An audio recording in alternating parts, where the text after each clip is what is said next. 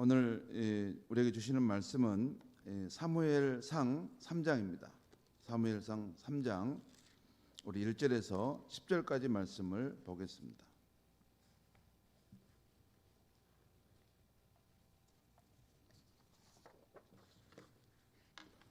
사무엘서 3장 1절에서 10절까지 말씀입니다.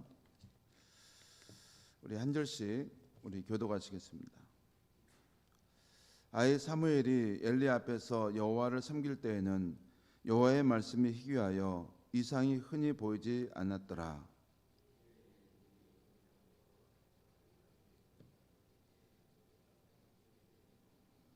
교독합니다. 하나님의 등불은 아직 꺼지지 아니하였으며 사무엘은 하나님의 궤에 있는 여호와의 전 안에 누웠더니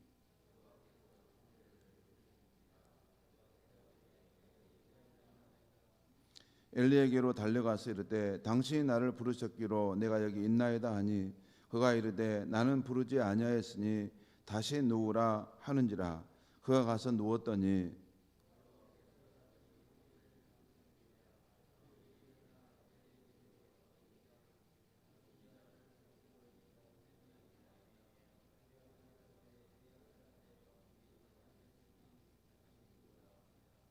사무엘이 아직 여호와를 알지 못하고 여호와의 말씀도 아직 그에게 나타나지 아니한 때라.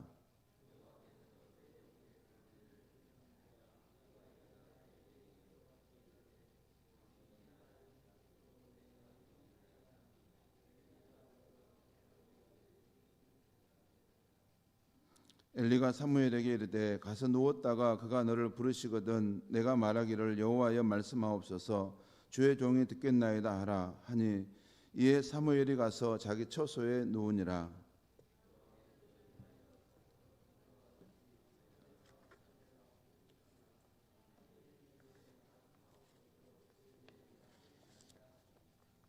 아멘. 여러분 어제도 제가 잠깐 말씀드렸던 것 같은데요.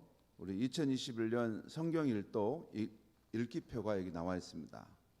그리고 365일 읽기표 또 90일 성경 통독 읽기표가 나와 있는데 여러분 새해를 맞아서 살아갈 때 한번 성경을 일독하겠다 하는 마음을 정하는 것도 좋습니다. 그래서 필요하신 분들은 교회에 오시면 안내 데스크에 저희들이 여러 많이 준비해 두었습니다. 한 부 정도씩 가져가셔서 여기에 따라 한번 목표를 정하고 읽어보는 것도 좋겠습니다. 오늘 말씀의 제목은 우리 여호와 앞에서라는 제목이었는데 좀 더 깊이 말씀을 들어가면 인격적인 하나님, 말씀하시는 하나님이란 제목으로 말씀을 전하겠습니다. 오늘 말씀은 하나님께서 어린 사무엘에게 찾아와 부르시는 장면이면서 동시에 어린 사무엘이 처음으로 인격적인 하나님과 만나는 그러한 장면입니다. 그 장소는 여호와의 언약궤가 있는 이 성전에서 여느 때처럼 그가 잠자리에 누워 있었을 때였습니다. 이른 새벽이었죠. 성전의 등불은 아직 켜져 있을 그때였습니다. 여호와께서 사무엘을 부르셨습니다. 사무엘아, 사무엘아. 아마 이때 사무엘의 나이가 어렸던 것 같아요. 아마 초등학생 정도 나이나 됐을까요? 그 즈음인데 그 소리가 나자 사무엘이 곧바로 깨어서 제가 여기 있습니다 하면서 엘리 제사장에게 달려갔던 것 같습니다. 아마 그런 일이 한 번씩 있었던 것 같아요. 그래서 엘리 제사장에게 가서 나를 부르지 않으셨습니까? 제가 여기 있습니다 라고 했습니다. 이에 엘리가 나는 너를 부르지 않았다. 돌아가서 자거라 하는 것입니다. 사무엘이 이상하다. 분명히 불렀는데 하면서 가서 돌아 눕습니다. 그리고 스르르 잠이 듭니다. 그런데 다시 사무엘아 사무엘아 하고 부르는 그런 음성이 들리는 것입니다. 다시 사무엘이 일어나서 엘리에게 달려갑니다. 저를 부르셨습니까? 제가 여기 있습니다. 이번에도 엘리 제사장은 얘야, 나는 너를 부르지 않았다. 돌아가서 자거라 라고 말해줍니다. 사무엘은 자신이 뭘 잘못 들었는가 하면서 돌아가서 눕습니다. 사무엘이 아직까지 하나님의 음성을 들어본 경험이 없었기 때문입니다. 또 얼마 시간이 지나자 스르르 잠이 듭니다. 여호와께서 세 번째로 사무엘을 부르셨습니다. 이번에도 사무엘이 일어나 엘리 제사장에 가서 나를 부르셨습니까? 제가 여기 있습니다 라고 대답했습니다. 그때서야 엘리 제사장은 깨달았습니다. 여호와께서 이 아이를 부르고 계시다는 것을. 그래서 너는 다시 가서 누웠다가 누가 너를 부르거든 주님 말씀하옵소서 당신의 종이 듣겠나이다 라고 대답하라 이렇게 말했습니다. 어린 사무엘도 이런 일은 처음 겪기 때문에 조금 두려웠습니다. 하지만 어린 아이여서 그것도 잠시 또 잠이 들었습니다. 다시 잠든 사이 이번에는 여호와 하나님께서 친히 오셔서 곁에 서서 오늘 말씀을 주목해 보면 이번에 네 번째 올 때는 거기 보면 여호와 하나님께서 친히 임재하셔서 그 곁에 서서 말씀하셨다고 하고 있어요. 사무엘아 사무엘아 하고 부르십니다. 이번에는 사무엘이 엘리 제사장이 가르쳐 준 대로 말씀하옵소서 주의 종이 듣겠나이다 하면서 처음으로 여호와께서 자신에게 나타나서 하신 말씀을 듣게 됩니다. 여기까지가 오늘 본문의 말씀의 내용입니다. 성도 여러분, 왜 성경 기록자는 그 어린 사무엘이 하나님의 말씀을 처음 들었던 순간을 이렇게 섬세하게 기록해 두었을까요? 여러분 재판하는 거 보셨습니까? 법원에서 재판할 때 사람들이 증언하지 않습니까? 근데 그 증인의 진술이 아주 구체적이고 눈에 보는 것처럼 아주 세밀하게 이렇게 증언하면 그 증거의 신빙성을 더 무게를 둡니다. 다시 말해서 실제 그런 일이 일어났을 것이라고 더 본다는 것입니다. 성도 여러분 어떻습니까? 사무엘에게 하나님께서 나타나셔서 이렇게 그가 들을 수 있도록 말씀하셨을까요? 어떻습니까?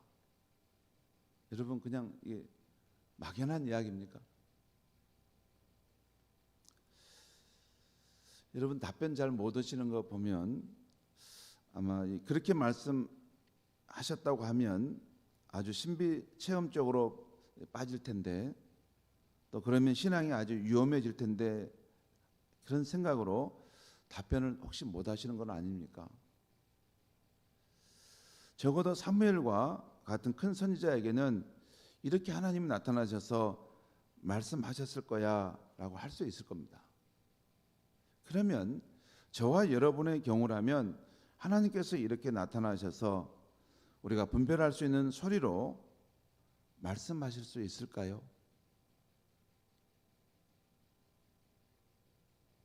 말씀하실 수 있습니까? 어떻습니까?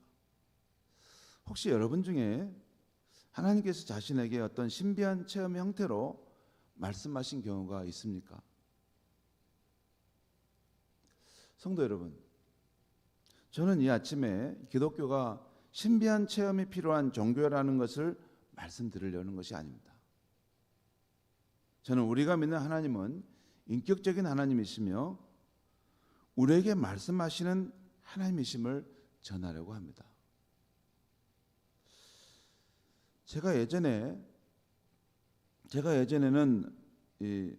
목사가 강단에서 설교하는 것은 성경 연구에 대한 좋은 주석책이나 또는 여러 책들을 참조해서 좋은 말씀을 취해 전해주는 것이라고 생각했습니다. 지금도 그런 부분을 어느 정도 인정하기는 합니다만, 그런데 이 설교 준비할 때마다 제가 늘 그렇게 준비하니까 한 번은 제 어머니가 살아계실 때 제게 아들아, 설교를 준비하는데 그렇게 책만 들여다보면 된다냐? 기도를 많이 하고 하나님께 말씀을 받아서 하는 거란다. 그렇게 말씀하신 거예요. 처음에는 어머니가 참 신학을 통 모르신다 하면서 그 말씀을 무시했습니다. 우리는 전문 신학을 배웠는데 어머니가 뭘 아시겠어? 하면서 무시했어요. 그러다가 한 번은 제 목회 인생에 심각한 위기가 찾아왔습니다. 제가 하는 설교도 한계가 있는 것 같고 몸이 아픈 성도님들이 저를 찾아와 기도해 달라고 해도 실상은 제게 믿음이 없다는 것을 느꼈습니다. 몸이 아파서 기도를 받으러 오는 성도님들은 믿음이 있어요. 우리 목사님이 기도하지만 뭔가 차도가 있을 거 나을 것이라는 믿음이 있는데, 기도를 하는 목사인 저는 아니 기도한다고 아픈 사람이 나을 수 있어? 이런 생각을 하고 이게 기도를 하니 제가 참 믿음이 없다는 생각이 들었습니다. 그러면서 제가 무늬만 목사이지 실상은 능력이 없는 가짜 목사라는 생각이 들었습니다. 그래서 많이 참 괴로웠습니다. 그러다가 내가 이렇게 고민만 할 것이 아니라 하나님을 한번 직접 만나서 능력을 얻으면 어떨까 하는 생각이 제게 온 겁니다. 이것도 제가 하려고 한 게 아니에요. 그런 생각이 제게 온 것입니다. 그래서 그렇지, 맞아. 정말 하나님이 살아계신 분이라면 그분을 찾고 그분을 만나서 능력을 얻는 것도 가능하지 않겠나 해서 제가 한 30일 정도 마음을 작정하고 새벽 예배 후에 적어도 2시간 이상 본당 의자에서 또 지하 기도실에 찾아가서 기도를 했습니다. 그리고 그 작정 기도하는 중에는 오직 하나님께서 나를 어떻게 만나 주시나, 하나님께서 내게 어떤 능력을 주시지 않는가, 어떤 능력을 주실까, 거기에만 온통 관심이 집중되어 있었습니다. 그러다 제가 한 20일 정도 기도할 즈음에 지하 기도실에서 엎드려 기도하는데 저 혼자 기도하는 거예요. 그때 하나님 정말로 살아계신 분이면 저를 한번 만나 주세요. 제게 하나님의 능력을 주세요 라고 기도하는데 갑자기 저의 예상과 달리 어떤 음성이 제 귓가에서인가 제 안에서인가 분명하게 세미하게 들려오는 것이었습니다. 이건 선명하게 들려오는 음성이었어요. 우리가 하나님의 음성을 듣는다고 할 때 되게 어떤 생각을 통해서 듣는 경우가 많은데 그 경우는 아닙니다. 귓가에서든지 제 안에서든지 분명한 선명한 음성으로 들려왔어요. 그 음성의 내용은 그래도 내게 시간을 줘야 할 것이 아니냐 하는 것이었어요. 그래도 내게 시간을 줘야 할 것이 아니냐? 그 말이 제가 전혀 생각할 수 없는 말이었습니다. 아니 이게 무슨 말이지? 그래도 내게 시간을 줘야 할 것이 아니야? 이게 무슨 말이지? 이건 전혀 제가 생각할 수 있는 말이 아니었어요. 그런데 그 말뜻은 금방 이해가 갔습니다. 그 말뜻은 이런 거죠. 하나님께서 내 기도를 듣고 계신다는 거구나. 때가 되면 그 능력, 그 은혜를 주신다는 거구나 라는 생각이 들었습니다. 그래서 그날 아침 주님 감사합니다 하면서 바로 집으로 달려가 제 아내에게 여보 하나님께서 내게 말씀하셨어. 내게 말씀하셨다니까. 여러분 그렇지 않습니까? 그러면 좀 이런 사람이라고 하잖아요. 제 아내를 붙들고 되게 말씀하셨다고. 왜냐하면 제 아내도 그 상황을 알고 있거든요. 제가 아주 심각한 상황 속에서 하나님께 기도를 지금 하고 있는 상황들을 알고 있기 때문에.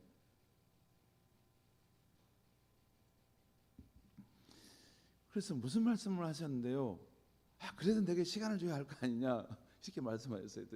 내가 참 이렇게 약간 띵 하면서 제가 설명을 좀 해드렸죠.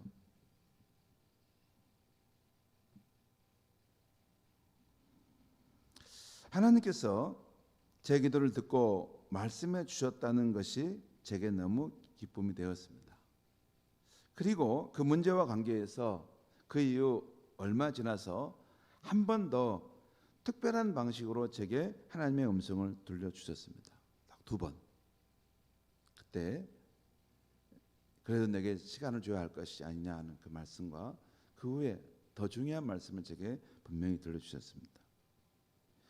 이 경험은 제가 하나님을 직접 인격적으로 만났고 세미하게 그 음성을 들었던 첫 번째 사건이면서 또 마지막 사건입니다. 그리고 그 이후에는 하나님께서 제게 이렇게까지 선명하게 말씀해 주신 경우는 거의 없습니다. 그것이 딱 2번이에요. 아마 그 이후에도 계속 이런 식으로 제게 말씀해 주셨다면 아마 제가 이단에 빠지지 않았을까 하는 생각이 듭니다. 그래도 저는 그때 이후 하나님께서 제 삶에 살아계신 분이시고 저와 동행하시는 분이심을 믿게 되었습니다. 그리고 지금도 저는 하나님과 인격적으로 교제를 누리며 살고 있습니다. 곧 날마다 성경을 읽고 묵상할 때 나 홀로 산책하는 중에 성령 안에서 하나님과 서로를 알아가고 사귀는 삶을 살고 있습니다. 특별히 제가 하나님을 인격적으로 만나는 자리는 저 혼자 성경을 읽고 묵상할 때입니다. 물론 언제나 하나님의 성령의 감동과 깊은 깨달음이 있는 것은 아닙니다. 그래도 주님과 함께 단 둘이만 있기 위해서 시간을 내서 고요히 성경을 읽고 주님의 마음을 묵상하다 보면 제 영혼에 큰 힘과 빛을 주는 깨달음을 주실 때가 왕왕 있습니다. 금년 1월 1일 아침이었습니다. 누가복음 5장 말씀을 묵상하는데 예수님께서 시몬 베드로를 만나서 깊은 곳으로 가서 고기를 잡으라는 말씀을 보게 되었습니다. 그런데 그 말씀 중에 깊은 곳으로 가라는 말씀이 제 마음에 걸리는 것입니다. 주님, 제 나이도 이제 남이 다니는 얕은 곳만 다녀서는 안 되는 나이인데 주님, 이제 제 인생이 나아가야 할 깊은 곳은 어디입니까? 그리고 깊은 곳에 가서 고기를 잡으라 하셨는데 이 고기는 나와 우리 성도님들이 함께 먹고 나눠야 할 생명의 양식일 텐데 그 깊은 곳은 어디입니까? 라고 물었습니다. 그런데 조금 더 성경을 읽어 내려가니까 이런 말씀이 나오는 거예요. 그들이 모든 것을 버려둔 채 예수를 따라갔다. 그 순간 삼광처럼 제가 추구해야 할 깊은 곳이란 바로 예수님 그분이라는 깨달음이 온 것입니다. 지금도 살아계셔서 나의 인생길을 인도하시는 그 예수님, 바로 그 예수님이 깊은 곳이다. 그 예수님이 나와 우리 공동체가 함께 먹고 살 수 있는 양식이 있는 깊은 곳이다 라는 깨달음이 제게 확 밀려왔습니다. 그러면서 너는 너의 모든 것을 나의 손에 맡기고 나만을 따르라는 말씀으로 들려왔습니다. 그리고 그날 아침 저는 네 주님, 그렇게 모든 것을 주님의 손에 맡기고 주님만을 더 온전하게 따르며 살겠습니다 하고 새해 첫날 제게 주신 하나님의 말씀을 받게 되었습니다. 사랑하는 성도 여러분, 기독교의 하나님은 어떤 하나님일까요? 기독교의 하나님은 우리와 관계를 맺으시고 서로를 알아가시고 서로를 사랑하기 원하시는 인격적인 하나님이십니다. 또한 그 하나님은 단순히 존재하시기만 한 것이 아닙니다. 늘 말씀하시는 분이시고 우리와 인격적인 대화를 나누기 원하시는 분이십니다. 그래서 그 하나님께서 바로 아브라함을 부르셨고 오늘 사무엘을 부르셨고 또 베드로를 부르셨고 그리고 사울아 사울아 하면서 사울을 바울을 부르셨던 것입니다. 그리고 오늘 우리도 성경 말씀을 통해서 하나님께서 우리에게 말씀하시는 체험을 할 수 있는 것입니다. 그의 양떼들은 우리는 그 주님의 생명의 음성을 듣고 살아가야 하는 것입니다. 그래야 코로나와 세상의 물결이라는 높은 파도가 몰아쳐와도 능히 이겨낼 수 있고 태연하게 사명의 길을 걸어갈 수가 있는 것입니다. 기도하겠습니다. 하나님 아버지, 엘리야가 기진맥진하여 그 몸을 피해 동굴 속에 있을 때 하나님의 임재가 나타날 때 폭풍 속에서도 번개 속에서도 큰 진동 속에서도 하나님이 자신을 나타내지 아니하시고 세미한 음성으로 하나님이 자신을 나타내셨다는 것을 우리가 알고 있습니다. 하나님 아버지, 새해 코로나와 세상의 물결이 우리의 삶을 엄몰한다고 할지라도 하나님의 그 생명의 음성, 그 진리의 말씀이 우리 영혼에 들려오면 우리가 능히 살 수 있게 될 줄 믿습니다. 하나님, 새해에도 우리가 하나님의 말씀을 통해서 하나님의 세미한 음성을 듣게 하시고 우리 영혼을 소생시키시고 생명의 길로 인도하시는 그 음성을 들을 수 있는 우리가 되게 하여 주시옵소서. 그래서 우리 성도님들 올 한 해 살아가면서 각자의 삶의 상황 속에서 하나님께 들려주시는 풍성한 음성과 세미한 음성으로 하나님 앞에 영광 돌리며 감사하고 정말 기쁘고 보람 있는 삶을 살아가는 한 해가 되게 하여 주시옵소서. 예수님의 이름으로 기도하옵나이다. 아멘.